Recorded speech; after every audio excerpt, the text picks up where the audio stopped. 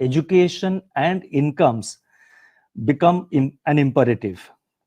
As in the recent past, the Reserve Bank will continue to monitor the emerging situation and deploy all resources and instruments at its command in the service of the nation, especially for our citizens, business entities, and institutions beleaguered by the second wave.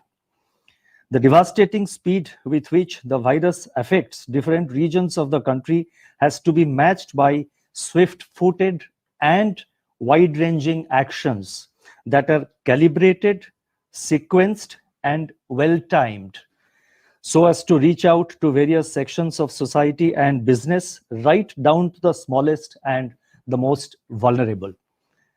While doing so, our admiration and gratitude goes out to the brave citizens of our nation, to our doctors, healthcare and medical staff, police and law enforcement agencies, and to other authorities who battle the second surge selflessly and tirelessly and have been at the front line for more than a year now. Their services to our nations are now needed more than ever. The quarantine facilities of the Reserve Bank of India continue to operate with more than 250 RBI personnel and service providers away from their homes to ensure continuity of various segments of financial markets and RBI operations. Since the pandemic began, I have on several occasions expressed my genuine faith in India's resilience and capacity to overcome all odds. To quote Mahatma Gandhi, "My faith is brightest in the midst of impenetrable darkness." And these are very inspirational words, not just for us in RBI, but I think everyone in this country. Over a year now, we have struggled to free ourselves from the pandemic's deadly grip. Between mid-September and February, as a country, we did manage to lower infections at a time when the rest of the world was reeling under the malevolent surges of the virus.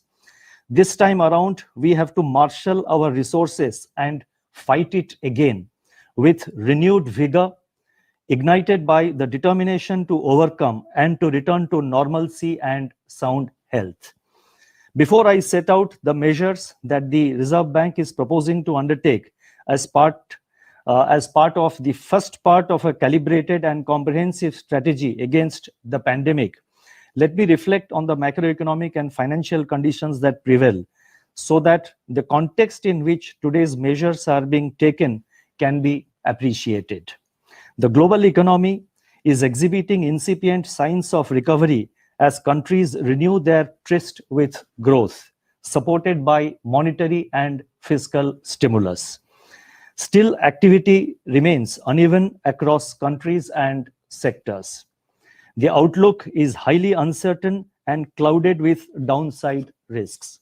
In April 21, the International Monetary Fund, IMF, revised up its global growth projections for 2021 to 6% from 5.5% projected in their January forecast, on the assumption that vaccines would be available in advanced economies and in some emerging market economies by the summer of 2021, and in most other countries by the second half of 22.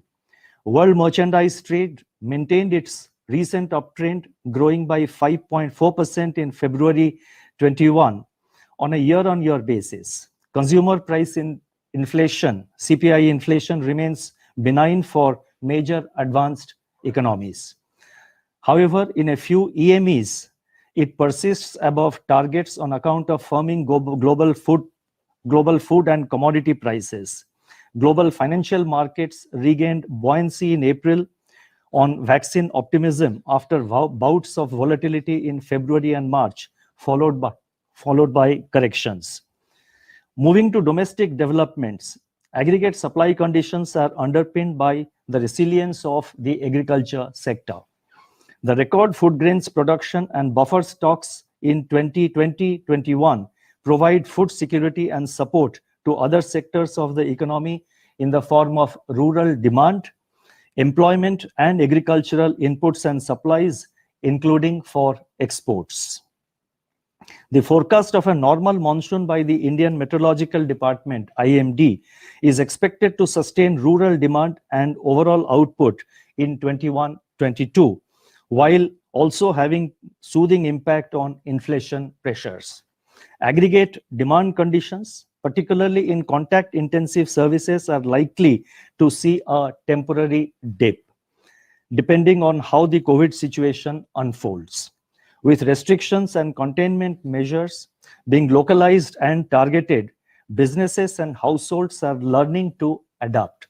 And this is something which has been very well noticed over the last year. Even with local containment measures, businesses, small businesses, and the big businesses, big and small and medium, I think everybody has learned how to survive and how to do business in an environment of containment, in an environment when there are physical restrictions, or rather restrictions on physical movement. With restrictions and containment measures being localized and targeted, that's what I was alluding to. With restrictions and containment measures being localized and targeted, businesses and households are learning to adopt. Consequently, the dent to aggregate demand is expected to be moderate in comparison to a year ago. Reports suggest that the disruption in manufacturing units so far is minimal. Consumption demand is holding up, with sales of consumer goods rising in double digits in January to March, and average daily electricity generation up by 40% year on year in the month of April. Rail freight has registered growth of over 76% year on year in April. Toll collections in April suggest that mobility has declined, but quite unlike the abrupt halt in mobility during April last year. Registration of automobiles in April 21 has shown some moderation compared to March. The tractor segment, however, continues its robust pace. The Purchasing Managers Index, that is PMI for manufacturing, continues in expansion mode at 55.5 in April compared to 55.4 in the preceding month, that is March. Overall, the high frequency indicators are emitting mixed signals. The RBI will closely and continuously monitor all incoming data to assess on a real-time basis the impact of the second wave on macroeconomic and financial conditions. CPI inflation eased up to 5.5% in March 21 from 5% in February, on the back of a pickup in food as well as fuel inflation, while core inflation remained elevated. High-frequency food prices data for April 21 from the Department of Consumer Affairs, Government of India, suggests further softening of prices of cereals and key vegetables, while price pressures in pulses and edible oils remain. Price of petrol and diesel registered some moderation in April. Manufacturing and services PMIs, along with rising WPI inflation, show a persistence of input price pressures. The May 12 release of National Statistics Office will throw more light on inflation developments. Going forward, a normal southwest monsoon, as forecast by the IMD, should help contain food price pressures, especially in cereals and pulses. The buildup in input price pressures across sectors, driven in part by elevated global commodity prices, remain a concern. The inflation trajectory over the rest of the year will be shaped by the COVID-19 infections and the impact of localized containment measures on supply chains and logistics. But even at this time, in the run-up to the next MPC, when our teams are analyzing the various incoming data, and as I said, we are monitoring them on a real-time basis, we do not expect any broad deviation from the projections which we made in our April MPC, but you will have to wait for our MPC statement, which is due in the first week of June. In the external sector, India's merchandise exports and imports rose sharply in March of this year. For the year 2020-21 as a whole, the merchandise trade deficit shrank to $98.6 billion from 161 billion US dollars a year ago. Preliminary data released by the Ministry of Commerce and Industry, Government of India, indicate that India's merchandise exports and imports continue to witness broad-based robust growth performance even in April 21. The current account balance, which had been recording surplus from January 2020 through September 2020, flipped and turned into slender deficit of 0.2% of GDP in third quarter of 2021. Foreign exchange reserves were at 588 billion US dollars on 30th April 21. This gives us the confidence to deal with global spillovers. Domestic financial conditions remained easy on abundant surplus system liquidity. The average daily net liquidity absorption under the Liquidity Adjustment Facility, that is LAF, was at rupees 5.8 lakh crore in April 21. The first auction of GSAP 1.0 conducted on 15th April 21 for a notified amount of rupees 25,000 crores elicited an enthusiastic response, as reflected in the bid cover ratio of 4.1. GSAP has generated softening bias in GSEC yields, which has continued since then. And as I have explained in the MPC statement, the GSAP is contributing to softening of GSEC yields, which in turn contributes to softening of the corporate bond yields and the private sector borrowing in the market. Given this positive response from the market, it has been decided that the second purchase of government securities for an aggregate amount of rupees 35,000 crore, I repeat, for an aggregate amount of rupees 35,000 crore under GSAP 1.0 will be conducted on 20th May. That is in about 2 weeks from now. With system liquidity assured, the RBI is now focusing on increasingly channelizing its liquidity operations to support growth impulses, especially at the grassroots level. Now I turn to the additional measures that we have proposed.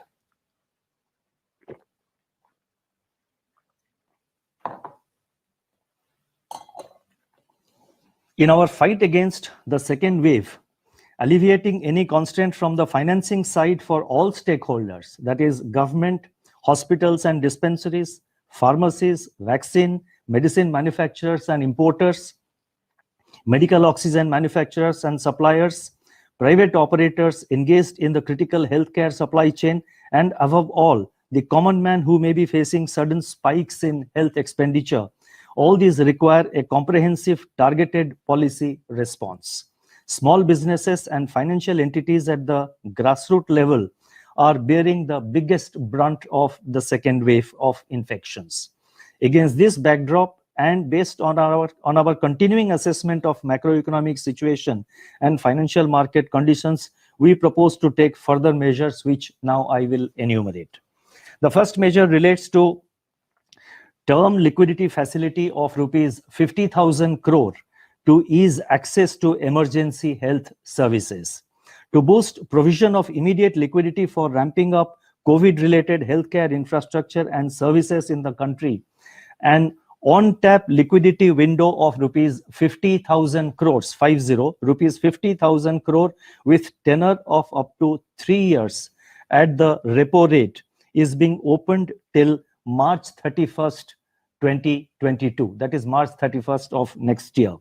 Under the scheme, banks can provide fresh lending support to a wide ranging of entities, including vaccine manufacturers, importers and suppliers of vaccine and priority medical devices, hospitals and dispensaries, pathology labs, manufacturers and suppliers of oxygen and ventilators, importers of vaccine and COVID-related drugs, logistics firms, and also patients for treatment.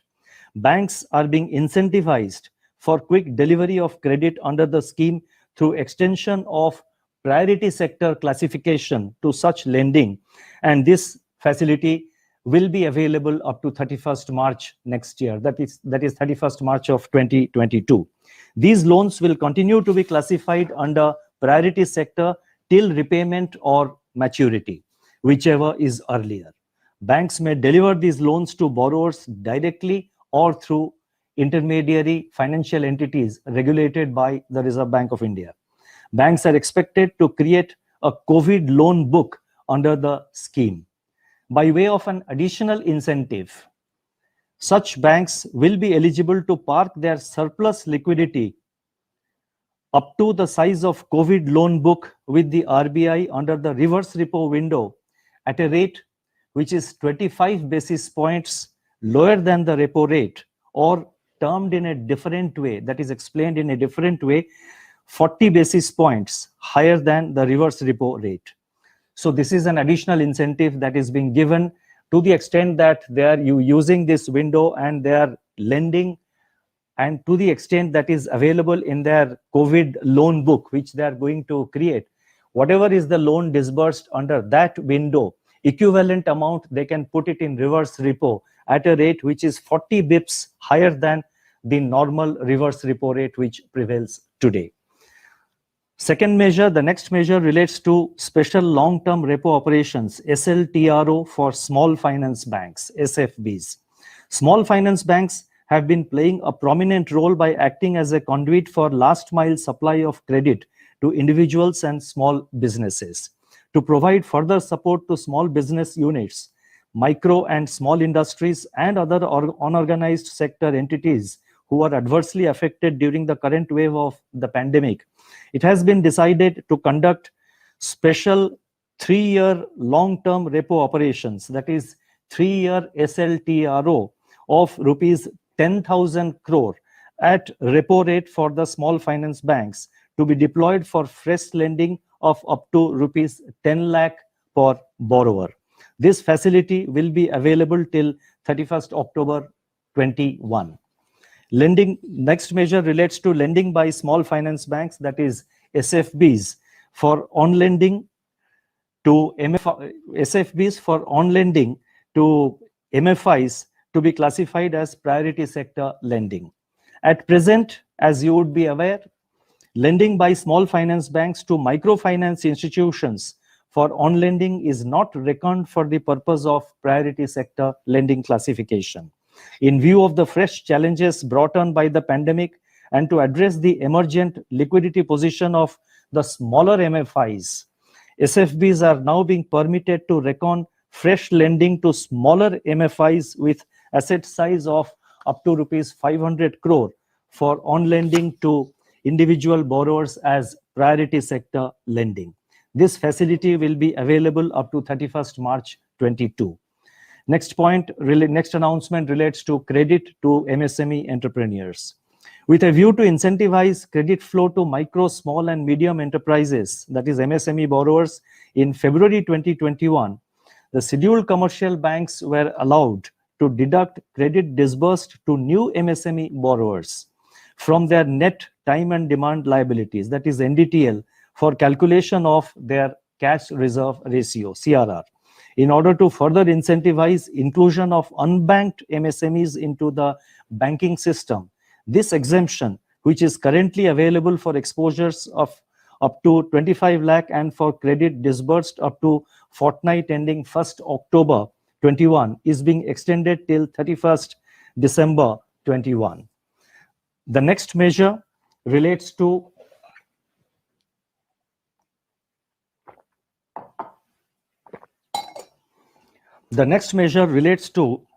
Resolution Framework 2.0 for COVID-related stressed assets of individuals, small businesses, and MSMEs. The resurgence of COVID-19 pandemic in India in recent weeks and the associated containment measures adopted at local and regional levels have created new uncertainties and impacted the nascent economic revival that was taking shape. In this environment, the most vulnerable category of borrowers are individual borrowers, small businesses, and MSMEs. The following set of measures are being announced today, specifically targeting these groups of borrowers. And this particular set of announcements, there are 3 components to it. The first component is as follows. Borrowers, that is individuals and small businesses and MSMEs, having aggregate exposure of up to rupees 25 crore and who have not availed restructuring under any of the earlier restructuring frameworks, including the Resolution Framework 1.0 of RBI dated 6th August 2020, and who were classified as standard as on 31st March 2021, shall be eligible to be considered under the Resolution Framework 2.0. Restructuring under the proposed framework may be invoked up to 30th September and shall have to be implemented within 90 days after invocation. In respect of, and the second component, now I am proceeding to the second component of this set of announcement.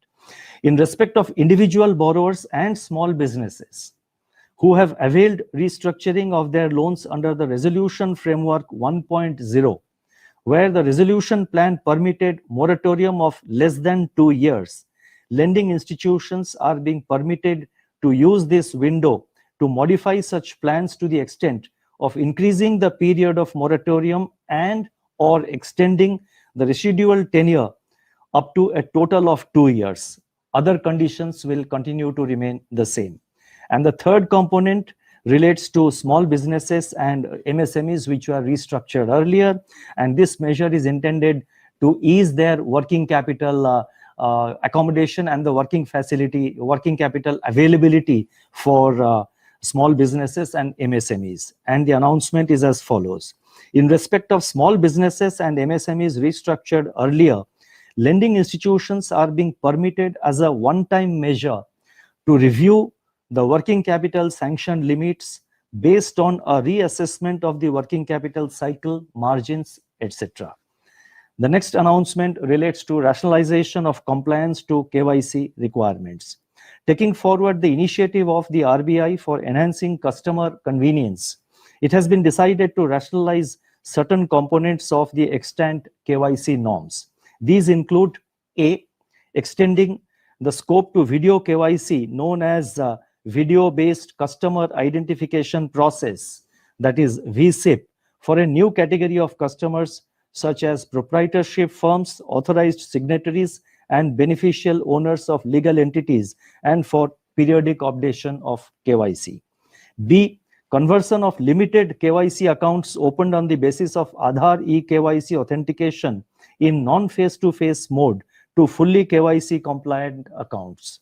C, enabling the use of KYC identifier of centralized KYC registry for VSIP and submission of electronic documents, including identity documents issued through DigiLocker as identity proof. And D, introduction of more customer-friendly options, including use of digital channels for the purpose of periodic updation of KYC details of customers. And further, keeping in view the COVID-related restrictions in various parts of the country, regulated entities, that is financial entities regulated by the RBI, are being advised that for the customer accounts where periodic KYC updating is due or pending, no punitive restriction on operation of customer accounts shall be imposed till 31st December 21, unless warranted due to any other reason or under instructions of any other regulator, enforcement agency, court of law, etc. Account holders are, however, requested to update their KYC during this period. The next announcement relates to utilization of floating provisions and counter-cyclical provisioning buffer. In order to mitigate the pandemic-related stress on banks, and as a measure to enable capital conservation, banks are being allowed to utilize 100% of floating provisions or counter-cyclical provisioning buffer held by them as on 31st December 2020 for making specific provisions for non-performing assets with prior approval of their respective boards. Such utilization is permitted with immediate effect and up to 31st March 22. The final announcement is relates to relaxation in overdraft facility for state governments. To enable the state governments to better manage their fiscal situation in terms of their cash flows and market borrowing, certain relaxations are being permitted with regard to availment of overdraft facilities. Accordingly, the maximum number of days of overdraft, that is OD, in a quarter is being increased from 36 to 50 days, and the number of consecutive days of OD from 14 to 21 days. This facility will be available up to September 30th of this year. The Ways and Means advance limits of states have already been enhanced on 23rd April this year. The relevant circulars and notifications relating to all the announcements which I have made will be issued separately starting today. Let me now conclude and state as follows. The immediate objective is to preserve human life and restore livelihoods through all means possible. The second wave, though debilitating, is not insurmountable. As I have said earlier, it is during our darkest moments that we must focus on the light. We have lessons to draw from our experience of last year, when as a nation we came together and overcame the once-in-a-generation challenge imposed by the first wave of the pandemic. At the RBI, we stand in battle readiness to ensure that financial conditions remain congenial and markets continue to work efficiently. We will work in close coordination with the government to ameliorate the extreme travels that our citizens are undergoing in this hour of distress. We are committed to go unconventional and devise new responses as and when the situation demands. We must also stay focused on our future, which appears bright even at this juncture, with India set to emerge as one of the fastest growing economies in the world. Today, we have taken some steps, we meaning the Reserve Bank of India. Today, we have taken some steps and we will continue to be proactive throughout the year, taking small and big steps to deal with the evolving situation. We must remain resolutely focused on a post-pandemic future of strong and sustainable growth with macroeconomic and financial stability. I call upon all stakeholders to come forward once again to address the challenges posed by the current wave of the pandemic while remaining on guard against future waves. In closing, I again quote the words of Mahatma Gandhi, and I quote, "Our faith should be like an ever-burning lamp, which not only gives us light, but also illuminates the surroundings." Thank you. Namaskar.